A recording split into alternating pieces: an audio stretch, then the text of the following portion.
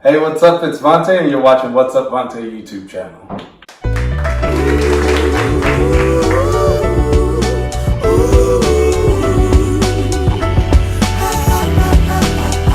Alright, so today, I'm at home, I'm in Florida, and I have some guests with us. So we're going to go ahead and introduce everyone.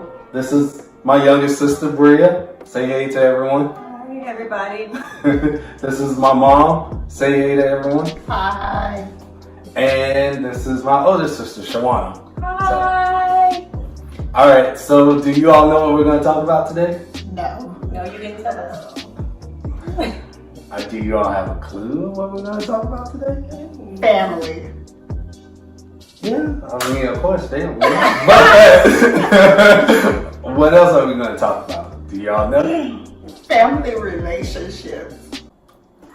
I think all right. No clue. I think somebody's been picking up my index card. But that's neither here nor there. So we're going to go ahead and get into the topic. Today we are talking about... Drum roll. We are talking about growing up in a single parent household. We all grew up in a single parent household, even my mother. She raised all three of us. So I thought it was a pretty good topic to get into family issues and then also get into kind of the relationship that a child has with a single parent, and then also the relationship that a child has with the parent that was not around as well. So the first question is going to be for my mom. First, talk about your experience as a single parent. Well, being a single parent is not an easy task at all. However, God blessed me to have 3 wonderful kids that I was able to see through high school, never got in any trouble. So the experience was hard, but it was very rewarding at the end. So, being a single parent, how did that affect you, emotionally, mentally? Being a single parent, a lot of times you have to give up the dreams that you desire to have in order for you to be able to take care of your children. In the end, again, it's very rewarding to see your children grow up and be successful and doing the things that they desire. So the sacrifice was very much worth it. Now I'm able to live my life now that my kids are older. They're living out on their own, and I'm able to do the things that I desire to do. It was just a sacrifice that I had to delay for a period of time. But overall, I would never take anything back. And Shawana, I know that you're not a single parent now, but you were a single parent at one point. Tell us about how it affected you for that time period. Being a single parent is kind of hard, but I would say that luckily I have a really good family and a really good support system. Some people don't. That, it does. It delays some of the dreams you have, and it delays some of the things that you want to do for yourself, but I wouldn't change anything. I mean, I absolutely love Kalia, and she's the best thing that happened to me. And I think the way I was going at one point, I think once I had her, it's like, okay, now I'm back on track and doing the things that I need to do. Got it.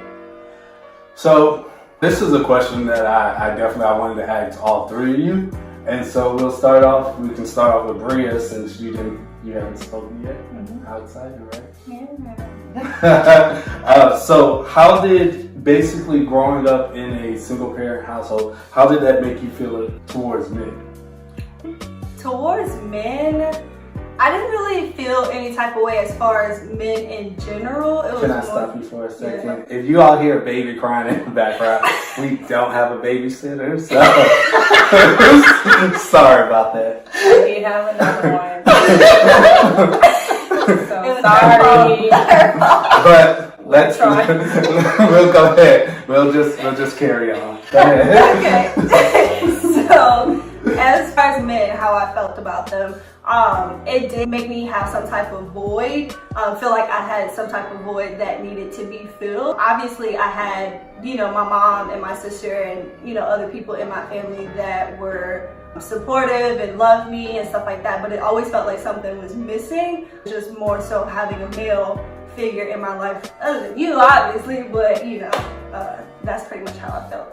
So when you say that there was a void that needed to be filled, do you know exactly, like, can you elaborate a little bit more on that, or are you still trying to like decode that to try to figure out what does it mean? I mean, as far as like just a father figure, like there's nobody that can take a place of a father. To me, that's, you know, something that I've always desired, to have that type of relationship where, you know, you have your friends and stuff like that who are like, oh, you know, my dad's coming to get me, my dad is hanging out with me, that type of thing. And I never really had that. So obviously, you know, like I said, I hung out with my mom and did things with her, but it's totally different to have that relationship with your father. Gotcha. Now I know for you it's a little bit different because of the situation, you know, with your dad, but how did it make you feel, you know, not growing up? I would say, just like Bria, you can have a mom, you can have a support system, but it does not replace you having a father in your life. And luckily, you know, I had a father and I knew what it was to have a father until the age of 9 when he passed away. When he died, there was a void that was missing because, yes, though my mother may love me, yes, my grandmother also helped raise me, it's still not the same as having a father. That man that shows you an example of what a man should be like in your life. And when you don't have that, then sometimes as a young woman, you're looking for that figure, and sometimes it makes you pick the wrong people in your life. Shalana? I think I fall on both scales because when we was little, I had dad in the household and stuff like that until I turned 9. And then that's when our relationship kind of, when we didn't see him too often. I know how it is to have a dad, and then I know how it is to just have just mom. And mom doing everything. It's tough. From you going to have your dad in your household and doing everything with him and you seeing him all the time to where, the relationship just falls apart and you barely even see him sometimes. But I know how it feels on both sides. Bria, what about you? How do you feel about your father? I really don't have any type of feelings towards him, honestly. Like, have you talked to him recently? The last time I talked to him was probably maybe a couple months ago. Me and my father don't really have like a strong relationship at all. Definitely my part, I've always wanted a relationship with him, but it was just nothing that ever happened, honestly. I feel like if I did call him, he would answer, but we really don't have a relationship at all. Got it. For me, it's more so I don't have a good feeling. I don't have a bad feeling. I don't talk to my dad at all. Don't have a desire to talk to him. I just don't. I'm all about healing and getting to the next level in a relationship and getting to basically where we learn where things went wrong, we admit where things went wrong, and then we move forward. But if you cannot learn to basically admit where things went wrong, I'm okay with just letting it go because, hey, at the end of the day, I know that there's something that's wrong with you. There's some hurt that you need to basically decode. And if you're not willing to do that, that has nothing to do with me. All I can do is just know, hey, this person still has stuff that they need to deal with and continue moving on. So, how do you feel about, our dad and Bria's dad? Just to clarify, they have the same dad. I have a different dad. I was going to say that because I didn't want you all to think that all three of us had different dads. For me, concerning you guys as fathers, I have no hatred in my heart towards either one of them. I believe that forgiveness is huge. And you have to come to terms to meet people where they are. And sometimes people do not want to face their own demons, their own things that they're dealing with. And so for both of them, when I see them, I'm pleasant. I speak to them. I did what I needed to do for my kids. And so if you missed out, that's you, because I got a chance and an opportunity to see you guys grow from little kids to adults now. Why would I be angry? I'm not angry about anything. It has been a joy. Nobody can take those memories away from me. And I feel like that they both missed out. Each one of you guys have your own personalities. And to see that you missed that, that is your loss. And I don't know any other way to say it. And I feel sorry for them. I pray for them. I do. I pray that one day that they would open their eyes and that they will be able to see the gift that God has given to them that they did not even recognize. So, being a single parent, how did that make you feel about yourself? I think that's one of the biggest accomplishments that I have. When you guys graduated from high school, like, I'm about to get emotional, but was like the biggest accomplishment ever, because there's a lot of single parents that their kids don't make it. It's me being a mother who dropped out. People would have thought that my kids would have failed. For your sister to graduate from college, for you to only have a couple of months before you graduate, for Bria to graduate and be an esthetician, a makeup artist, is huge. And like I said before, none of you guys have been in and out of jail. And for me to do it by myself, every single time that I would see you guys go to the next level in life is huge for me. Since everyone has, grown up without a father, do you think that growing up in a single parent home at some point in your life made you have some type of separation anxiety? Like the fear of being alone? And I can't really answer because I moved out the house and then I had Kalia, so I've never been by myself. Probably once my kids get older, then it's probably going to be something that I'm going to have to deal with. But I haven't felt that yet. For me, I would say that is something that I've experienced. Don't we know? Shut up. I was gonna be honest, I always just never wanted to be like alone because I already felt like my dad had left me. So I was like, okay, what do I do now? Like I feel like I'm missing something. And up until now, I finally, started to realize, okay, I can actually be by myself, enjoy myself, figure out who I am. So I get what you're saying. But then, I guess for you, the question would also apply to, because you stay at home. Do you think that has something to Play do? a part in it? Yes. Yeah, definitely. Because I've always had somebody here. So you guys, I was the last one. So Shawana left, and then I still had you, and then you left, and then I still had mom. So it was like I wasn't really by myself. So when I think about moving out by myself, it does scare me a lot of times because I'm like, I've never been alone. Obviously, I will leave eventually. There's no rush, right, Mom? No. But yeah. What about you, Mom? Have you ever felt like separation anxiety? No, well, like Shawana was saying, it's kind of hard to say that because I got married at the age of 17. I had Shawana, then you came, then Bria came. So I've never really been alone. And so I don't know what it's like. It's kind of exciting sometimes to think about it. Once Bria's gone, we're gonna see how this all works out. I don't know. But I can't really answer that question because I think that I would be okay, but I'm not quite sure. I think for me, because I'm the only one who's really been out, just living on my own for a while. At one point, I dealt with separation anxiety, because I do get to these points where I kind of shut everyone out. But my journey has been a little bit different. Some things that I've been through, I do think that separation anxiety played a big part in those things, because I don't think that I would have leaned towards other stuff. For example, alcohol.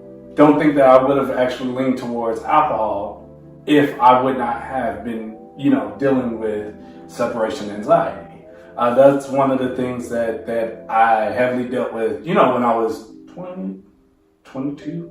No one wants to call themselves an addict, but when I look back at the behavior, I can definitely say that I was an alcoholic. And to come to terms with that, I'll be 26 next month, and that I've done the work, and that I've dealt with that separation anxiety, and I've healed from it, and it has made me so much of a better person. I'm so happy and I'm so content with being alone. Not saying that, I don't want to have any contact with outside human form, but it's sometimes where I just need that time to kind of recenter myself and ground myself so that way I can know which direction I need to take. This question is for me, you. Okay. And you can kind of answer this too. I mean, you but it won't be more towards, it'll be more towards our fathers. Do you think that they are ready to accept what type of parent they were?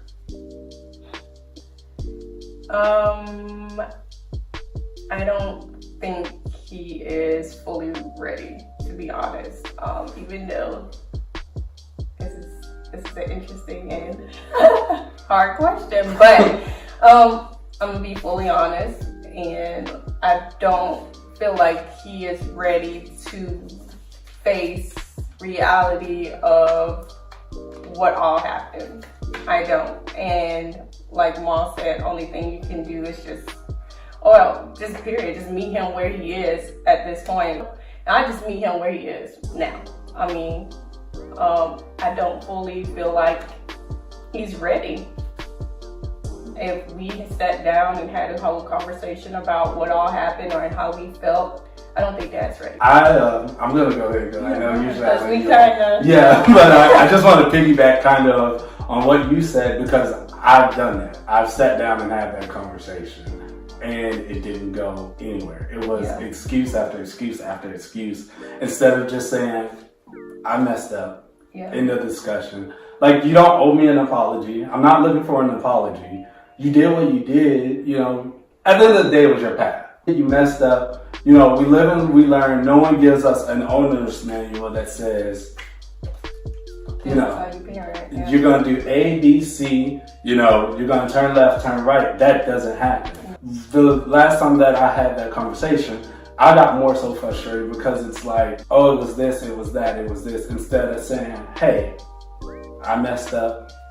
At the end of the day, I'm sorry. There's nothing that I can do. And I think that's the difference between us, because I'm just like, just forget it. Because you're more of like, okay, just tell the truth. And I'm more like, just forget it. Sweep it under the rug. I'll meet you where you're at. Forget about it. We're just going to move on from right here. It's sad, to be honest, because it should be where both of us have a relationship with him now, especially since we're grown. Like, you missed so many years when we was little to now. It's like, you should be in our lives.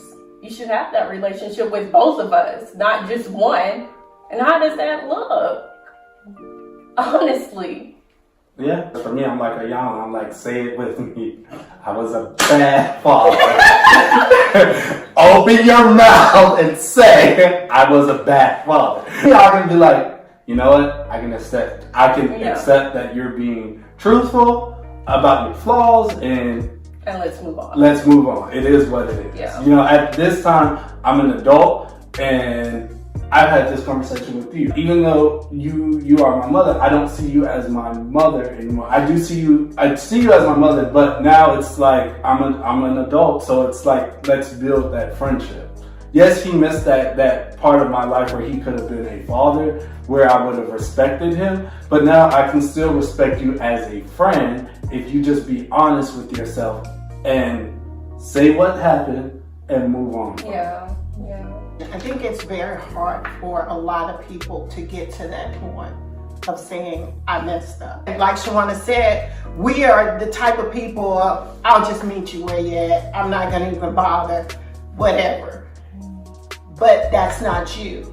And I can totally understand that a lot of times it's hard for people to get to that point of really facing themselves and looking at themselves in the mirror and saying, I screwed up royally. And it doesn't make you a bad person because you screwed up. I'm pretty sure that I screwed up in some things that I did, to be honest. I'm pretty sure that, yes, I was a good mother. I didn't leave you guys. I didn't abandon you, but I didn't have all the steps on how to parent. I probably parent Shawana harder than I parent you two because she was my first child and I didn't know what to do. I did what I thought was best. You as a male child, I did what I thought was best. Nobody told me how to be a mother. So I can acknowledge now that you guys are older, and sometimes you tell me like you was a dictator. I can accept that. I can see where I went wrong and I try to correct in my errors. And so that's what you do. You look at yourself and you don't blame everybody else. And you say, I take responsibility fully for what I did and move on. As far as my dad, I definitely don't feel like he's ready to accept the truth. Like, I just, not at all. Honestly, to him, in his mind, I believe that he thinks he's the best father in the world. When it comes to, like, maybe if he'll call me and he's around somebody, he'll like pretend that we have the best relationship and he was there. And I graduated from makeup school and I invited him, and the fact that I had to say, if you can make it, come, like that to me was just like, why should I have to say that to my father? Like, hey, I'm graduating. This is the day, you know, come. Not if you can come. Like, there shouldn't even be something that I should say. He obviously did come, and when he met, you know, people that I associate with, he pretended like he had been there my whole life. And he does the same thing any other time that, you know, we're around people, whatever, which is not very often, but when he does, you know, it's that type of situation. So I don't feel like that he is willing or ready to accept the fact that he wasn't there. This question is towards you again. So the question is, as a single parent, from your perspective, how did you make the sacrifices that you made? Basically, if you could write a manual stating sacrifice one, sacrifice two, like what would you say? My kids was my first priority. Over myself sometimes. Not doing what I wanted to do. I put my children first. Your well-being, what I felt was going to be the right decisions for you all. And so that was I would say the biggest sacrifice is denying myself of what I want to do, how I want to live, being an example. I didn't want you guys to look at anybody else as being a role model for you. And my mom will get out there, she will sacrifice, she will work, she will do what she has to do. I worked and I provided, and I wanted you guys to have a good work ethic, that you would get out there and you would do and grind and do what you needed to do. And so I lived an example to my children. And I didn't go out there and party and, you know, every weekend y'all looking for me and I'm in the club somewhere and you don't see me for weeks at a time. I was young. Like I said, when I had Shawana, I was 17 years old. By you guys' dad being in the military, I could have been out there in the street doing whatever I wanted to do. By the time I had Bree, I was still in my 20s. So I could have very well been doing whatever I wanted to do and living my life any type of way. And I didn't, because I was like, my kids have to have someone that they can look up to. They don't have a father, they have me. And so I have to be that example for you. Last question, and this is for everyone.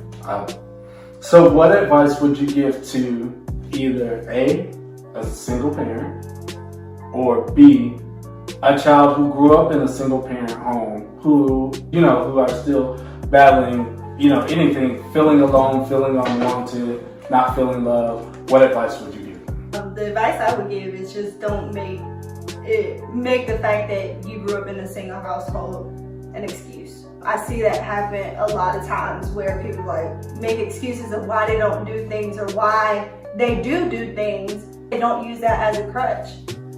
Take the support that you did have, and even if it wasn't from an actual parent, even if you were raised by your grandparents or whatever, take those things and just do whatever it is that you want to do in a positive way.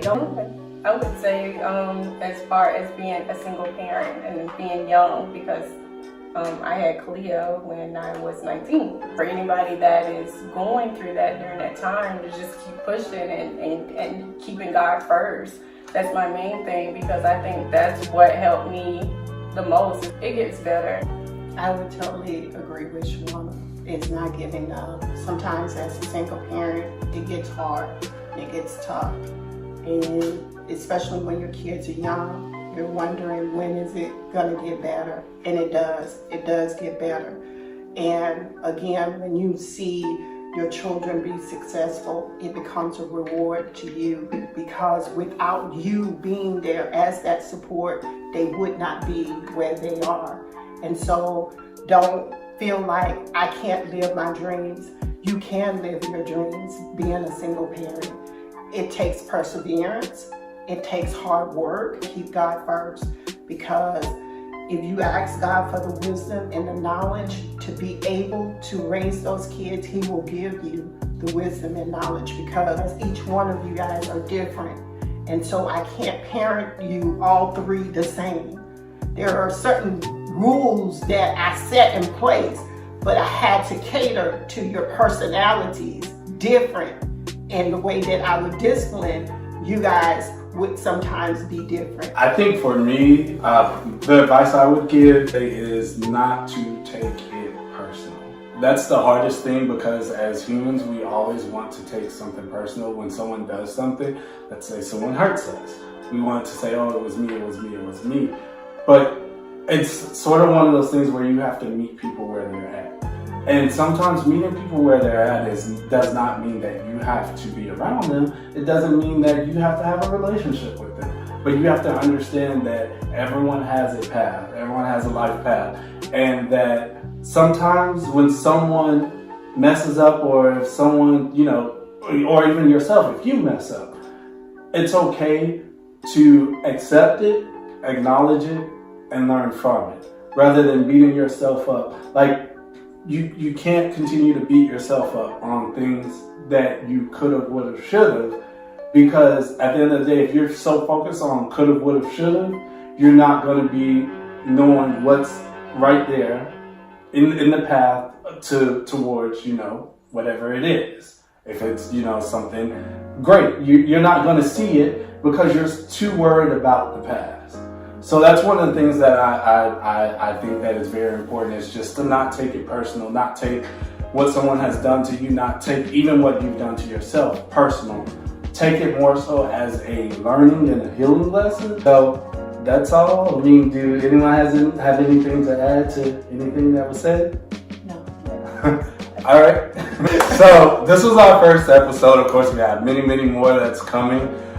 Thank you all for tuning in. Don't forget to like and subscribe, comment below, and then of course also share this video if you like. That's it.